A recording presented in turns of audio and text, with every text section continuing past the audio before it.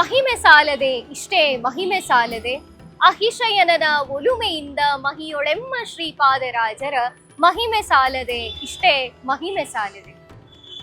ಹೀಗೆಂದೆಲ್ಲ ಕೊಂಡಾಡಿದವರು ಕನ್ನಡದ ಕುಲಗುರುಗಳು, ವಿಶ್ವವಿಖ್ಯಾತ ವಿಜಯನಗರ ಸಾಮ್ರಾಜ್ಯದ ಕೃಷ್ಣದೇವರಾಯನ ಆಸ್ಥಾನದಲ್ಲಿ ಆಸ್ಥಾನ ಗುರುಗಳಾಗಿದ್ದಂಥ ವ್ಯಾಸರಾಜರು.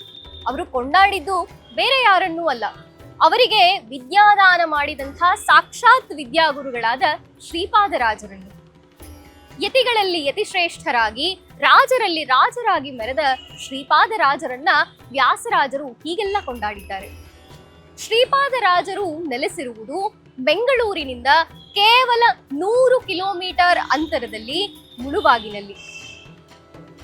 ಬರುವ ಭಕ್ತರ ಸಂಕಷ್ಟಗಳನ್ನ ಕಳೀತಾ, ಸಜ್ಜನರ ಅಭೀಷ್ಟಗಳನ್ನ ಪೂರೈಸ್ತಾ ಮುಳುಬಾಗಿಲಲ್ಲಿ ನೆಲೆಗೊಂಡಿದ್ದಾರೆ ಶ್ರೀಪಾದರಾಜರು. ಯತಿಗಳಿಂದಲೇ ಅವರು ಯತಿಗಳೂ ಹೌದು, ರಾಜರೂ ಹೌದು ಎನಿಸಿಕೊಂಡು ಶ್ರೀಪಾದರಾಜರು ಎಂದು ಎನಿಸಿಕೊಂಡು ಸರ್ವರ ಅಭೀಷ್ಟಗಳನ್ನ ಪೂರೈಸ್ತಾ ನೆಲೆಗೊಂಡಿದ್ದಾರೆ, ವಿರಾಜಿಸುತ್ತಿದ್ದಾರೆ. ಶ್ರೀರಂಗವಿಠಲನನ್ನ ಒಲಿಸಿಕೊಂಡು ರಂಗವಿಠಲನನ್ನೇ ತಮ್ಮ ಅಂಕಿತ ನಾಮವನ್ನಾಗಿಸಿಕೊಂಡವರು ಶ್ರೀಪಾದರಾಜರು. ಸಂಸ್ಕೃತ ವಾಂಗ್ಮಯಕ್ಕೆ ಅವರ ಕೊಡುಗೆ ಅಪಾರ. ಕನ್ನಡ ಸಾಹಿತ್ಯಕ್ಕೆ ಅವರು ನೀಡಿದಂತಹ ಕೊಡುಗೆ ಅದ್ವಿತೀಯ. ಹರಿದಾಸ ಸಾಹಿತ್ಯಕ್ಕಂತೂ ಅವರು ನೀಡಿದಂತಹ ಕೊಡುಗೆ ಅವಿಸ್ಮರಣೀಯ. ಕನ್ನಡದ ಕುಲಗುರುಗಳೆನಿಸಿಕೊಂಡಂತಹ ವ್ಯಾಸರಾಜರಿಗೆ ಅವರು ವಿದ್ಯಾಗುರುಗಳಾಗಿ ಸತತ 12 ವರ್ಷಗಳ ಕಾಲ ವಿದ್ಯಾರ್ಜನೆಯನ್ನ ಮಾಡಿದಂಥವರು ಶ್ರೀಪಾದರಾಜರು. ನಿತ್ಯವೂ ಭಗವಂತನಿಗೆ ತಪ್ಪದೆ 60 ಭಕ್ಷ್ಯ ಭೋಜ್ಯಗಳ ನೈವೇದ್ಯವನ್ನ ಸಮರ್ಪಣೆ ಮಾಡಿ ಅವರು ಕೃತಾರ್ಥರಾದವರು. ಜೊತೆಗೆ ಅವರನ್ನ ನೆನೆಸಿಕೊಂಡರೆ ಸಾಕು, ಅಂದು ಮೃಷ್ಟಾನ್ನ ಭೋಜನ ಶತಸಿದ್ಧ ಎನ್ನುವ ನಂಬಿಕೆಯೂ ನಮ್ಮ ಸಂಪ್ರದಾಯದಲ್ಲಿದೆ. ಧ್ರುವರಾಜರ ಸಾಕ್ಷಾತ್ ಅವತಾರವೇ ಶ್ರೀಪಾದರಾಜರು. ಹೀಗೆ ಇಷ್ಟೆಲ್ಲ ಅಪಾರ ಮಹಿಮೆಗಳನ್ನ ಉಳ್ಳಂಥ ಶ್ರೀಪಾದರಾಜರು ಬಾಲ್ಯದಲ್ಲಿಯೇ ಅಪಾರ ಪ್ರತಿಭೆ, ಅಗಾಧ ಪ್ರತಿಭೆಯನ್ನ ಹೊಂದಿದ್ದವರಾಗಿದ್ರು. ಅದಕ್ಕೆ ಈ ಒಂದು ಸಣ್ಣ ಘಟನೆ ಸಾಕ್ಷಿ. ಒಮ್ಮೆ ಮಹಾಮಹಿಮರಾದ ಸ್ವರ್ಣವರ್ಣ ತೀರ್ಥರು ಅಬ್ಬೂರಿಗೆ ಬರ್ತಿರ್ತಾರೆ. ದಾರಿಯಲ್ಲಿ ಬರುವಾಗ ಅಂದು ಬಾಲಕ, ಪೂರ್ವಾಶ್ರಮದಲ್ಲಿ ಶ್ರೀಪಾದರಾಜರ ಹೆಸರು ಲಕ್ಷ್ಮೀನಾರಾಯಣ, ಆ ಬಾಲಕನನ್ನ ಕೇಳ್ತಾರೆ. ಆ ಲಕ್ಷ್ಮೀನಾರಾಯಣನಿಗೆ ಕೇಳ್ತಾರೆ, ಅಪ್ಪ ಅಬ್ಬೂರು ಎಷ್ಟು ದೂರ ಇದೆಯಪ್ಪ ಅಂತ ಕೇಳ್ತಾರೆ. ಲಕ್ಷ್ಮೀನಾರಾಯಣ ಸರಳವಾಗಿ ಇಷ್ಟು ದೂರವಿದೆ ಅಂತ ಹೇಳಿ ಉತ್ತರ ಕೊಟ್ಟು ಬಿಡಬಹುದಿತ್ತು. ಆದ್ರೆ ಆತ ಹಾಗೆ ಮಾಡೋದಿಲ್ಲ. ಕಾವ್ಯಾತ್ಮಕವಾಗಿ ಆ ಮಹಾಮಹಿಮರಿಗೆ ಉತ್ತರಿಸ್ತಾನೆ. ನೋಡಿ, ನನ್ನನ್ನ ನೋಡಿ, ಇಲ್ಲಿ ಬರ್ತಿರುವಂತಹ ಈ ದನಗಳನ್ನ ನೋಡಿ, ಮೇಲೆ ಸೂರ್ಯನನ್ನ ನೋಡಿ, ನೀವೇ ತಿಳಿದುಕೊಳ್ಳಿ ಊರು ಎಷ್ಟು ದೂರ ಇರಬಹುದು ಅಂತ ಹೇಳಿ ಉತ್ತರವನ್ನ ಕೊಡ್ತಾನೆ. ಈ ಅಗಾಧ ಪ್ರತಿಭೆಯನ್ನ ನೋಡಿ ಅಂದೇ ಸ್ವರ್ಣವರ್ಣ ತೀರ್ಥರು ನಿರ್ಧಾರ ಮಾಡ್ತಾರೆ, ಇಷ್ಟು ಅದ್ಭುತವಾದಂತಹ ಪ್ರತಿಭೆ ಉಳ್ಳ ಬಾಲಕ ಮುಂದೆ ನಮ್ಮ ಉತ್ತರಾಧಿಕಾರಿಯಾಗ್ಲಿಕ್ಕೆ ತಕ್ಕುದಾದವ ಅಂತ ನಿರ್ಧಾರ ಮಾಡ್ತಾರೆ. ಶೇಷಗಿರಿಯಪ್ಪ ಮತ್ತು ಗಿರಿಯಮ್ಮ ದಂಪತಿಗಳ ಈ ಪುತ್ರ ಲಕ್ಷ್ಮೀನಾರಾಯಣನನ್ನ ಶ್ರೀರಂಗಕ್ಕೆ ಕರೆದುಕೊಂಡು ಬರ್ತಾರೆ ಸ್ವರ್ಣವರ್ಣ ತೀರ್ಥರು. ಅಲ್ಲಿ ಅವನಿಗೆ ಉಪನಯನವನ್ನ ಮಾಡಿ ತಾವೇ ಸ್ವತಃ ವಿದ್ಯಾಭ್ಯಾಸವನ್ನ ಮಾಡ್ತಾರೆ, ಪಾಠವನ್ನ ಹೇಳ್ಕೊಡ್ಲಿಕ್ಕೆ ಶುರು ಮಾಡ್ತಾರೆ. ನಂತರ ಆತನಿಗೆ 8 ವರ್ಷಕ್ಕೆ ಸನ್ಯಾಸ ದೀಕ್ಷೆಯನ್ನ ನೀಡಿ ಲಕ್ಷ್ಮೀನಾರಾಯಣ ಯತಿ ಎಂದು ಅವರು ನಾಮಕರಣವನ್ನ ಮಾಡ್ತಾರೆ. ಮುಂದೆ ವಿಭುಧೇಂದ್ರ ತೀರ್ಥರಲ್ಲಿಗೆ ಹೆಚ್ಚಿನ ವಿದ್ಯಾಭ್ಯಾಸಕ್ಕಾಗಿ ಕಳಿಸ್ತಾರೆ ಸ್ವರ್ಣವರ್ಣ ತೀರ್ಥರು. ಹೀಗೆ ಲಕ್ಷ್ಮೀನಾರಾಯಣ ಯತಿಗಳು ಮಹಾಜ್ಞಾನಿಗಳಿಂದ ವಿದ್ಯಾರ್ಜನೆಯನ್ನ ಗಳಿಸಿಕೊಂಡು ಸಕಲ ಪಾಂಡಿತ್ಯವನ್ನು, ಸಕಲ ವಿದ್ವತ್ತನ್ನು ಪಡೀತಾರೆ. ಅಪಾರ ಪಾಂಡಿತ್ಯ, ಅಗಾಧವಾದಂತಹ ವೈರಾಗ್ಯ, ಜೊತೆಗೆ ಭಗವಂತನ ಅನುಗ್ರಹದಿಂದ ಭೋಗ ಭಾಗ್ಯಗಳನ್ನೂ ಸಹ ಅನುಭವಿಸಿದ್ದವರು ಶ್ರೀಪಾದರಾಜರು. ಅವರಿಗೆ ಶ್ರೀಪಾದರಾಜರು ಎಂದು ಹೆಸರು ಬಂದಿದ್ದೇ ಒಂದು ರೋಚಕವಾದಂತಹ ಕಥೆ.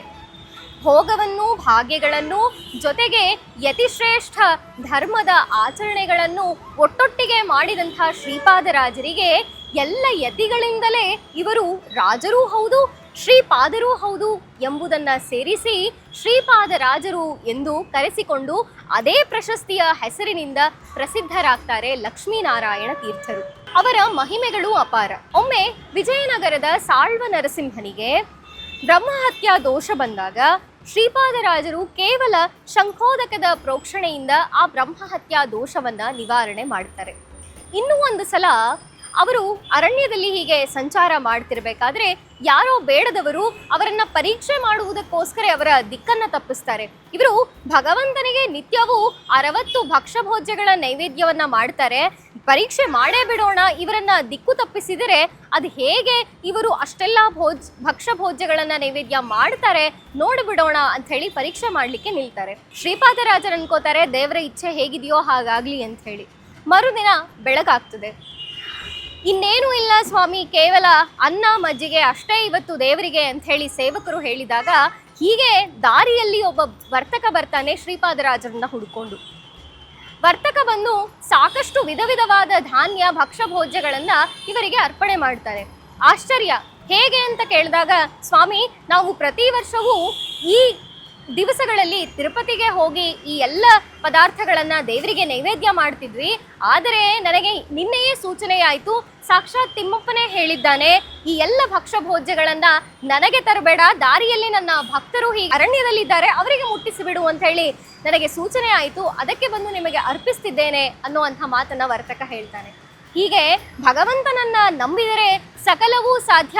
ಅರಣ್ಯದಲ್ಲಿಯೂ ಕೂಡ 60 ಭಕ್ಷ್ಯ ಭೋಜ್ಯಗಳನ್ನ ದೇವರಿಗೆ ಸಮರ್ಪಣೆ ಮಾಡಿ ನೈವೇದ್ಯವನ್ನ ಮಾಡಿ ಕೃತಾರ್ಥರಾದಂಥವರು ಶ್ರೀಪಾದರಾಜರು. ಇನ್ನೂ ಒಂದ್ಸಲ ಇಂಥ ವೈರಾಗ್ಯ ನಿಧಿಗಳನ್ನ ಪರೀಕ್ಷಿಸುವುದಕ್ಕೋಸ್ಕರ ಜನರು ಕುಹಕವಾಡ್ತಾರೆ. 60 ಭಕ್ಷ್ಯಭೋಜ್ಯಗಳನ್ನ ಇವರು ಸ್ವೀಕಾರ ಮಾಡ್ತಾರೆ.